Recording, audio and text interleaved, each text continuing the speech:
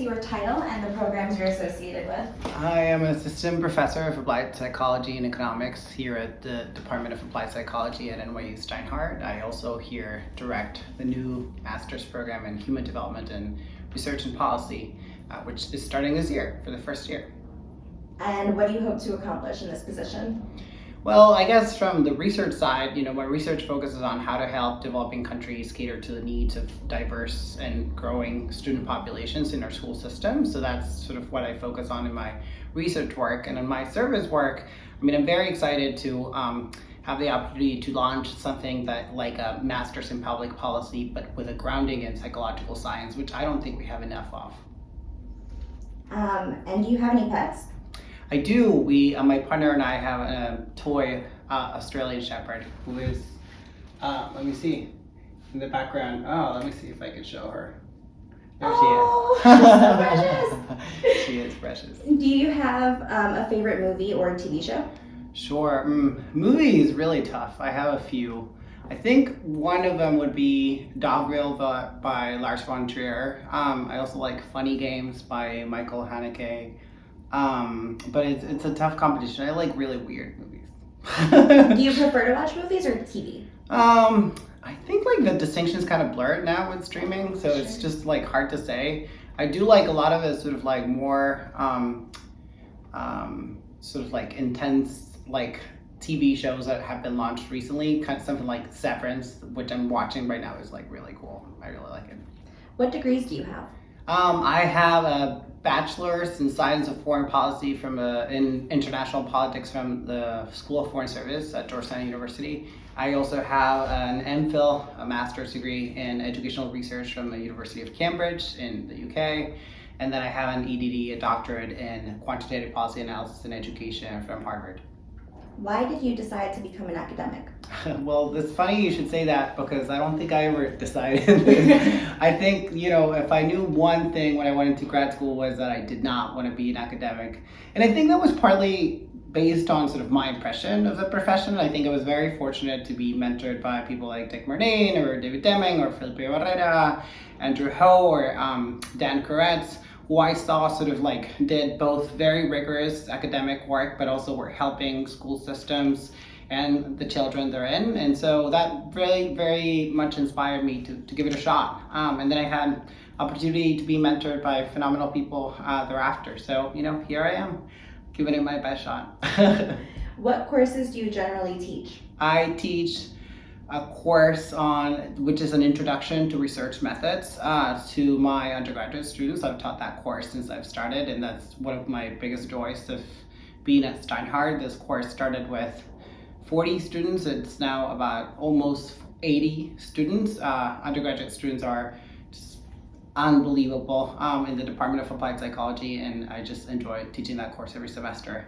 I also teach a course called Psychological Measurement, which is basically applying statistical tools to questions in psychology. I teach that to both master's students and PhD students in the Department of Applied Psychology, and that's also been such a fun course to teach because we get to support students on the measurement related work that they do for some of their doctoral milestones, so that's great.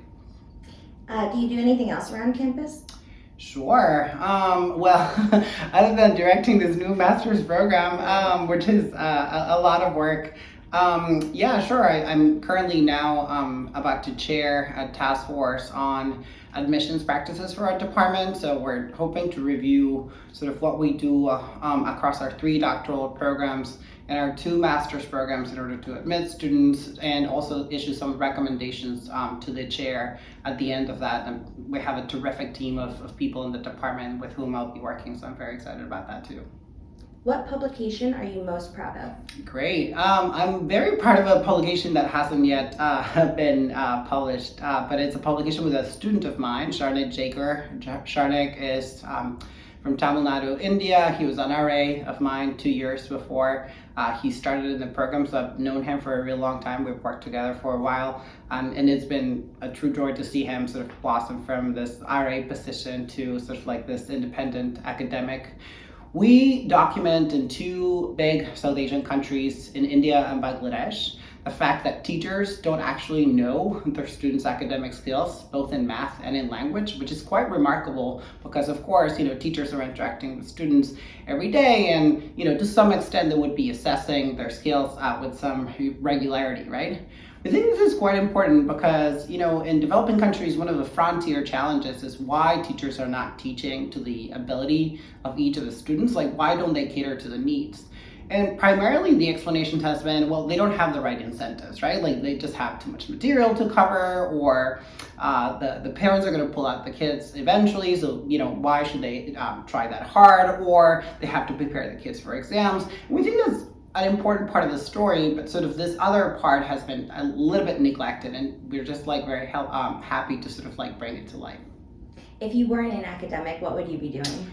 I think that I would be working for my home country. I'm from Argentina, and in the government, specifically in the Ministry of Education. I'm very excited about helping my country develop student assessment capacity, and also to develop a better infrastructure for its education statistics. I think actually to some extent, sometime down the line I will take some leave to do that, because that type of work really excites me. Yeah. What's one book you think everyone should read? Oh, all right. So this is not a book that many people read, but this is our Bible for psychometrics. It's called Educational Measurement. It introduces students and maybe people who are farther along in their careers to key topics in measurement. How do you develop a scale? How do you analyze a scale or a test?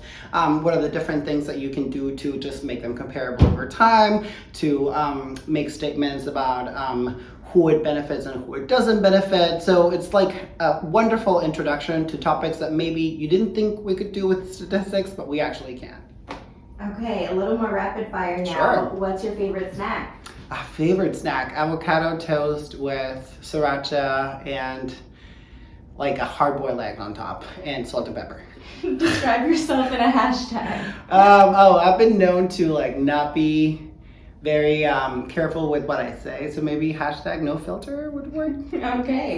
What are 3 things you can't live without? Oh, are they actual things, or could they be more encompassing? Because the actual things, I would say coffee, my statistical software, and the software that I use to make papers, but that's super nerdy. So actual more important things in life is my partner, with whom I've been for the past 3 years, my family, of course, and my friends here in New York City. What's a skill or hobby you're working on mastering? All right, so over the past year, I've been going to the gym quite regularly, and also just training with a trainer, which I think has been helpful just to develop some I guess grit on things that are really, really tough to do. And recently I've been dabbling with both hot yoga and ballet. What's a song you could listen to on repeat? Ooh, True Affection by The Blow, which is one of my favorite bands. It's one of my top ones. Curse Over a Bee by Wild Ones, also a top favorite, yeah. If you had a tattoo, what would it be? Oh, I mean, the reason why I don't have a tattoo is I've never been able to answer that question, so I can't say. Library or coffee shop? Library, coffee shop, I would say. I'm way too loud for a library, yeah.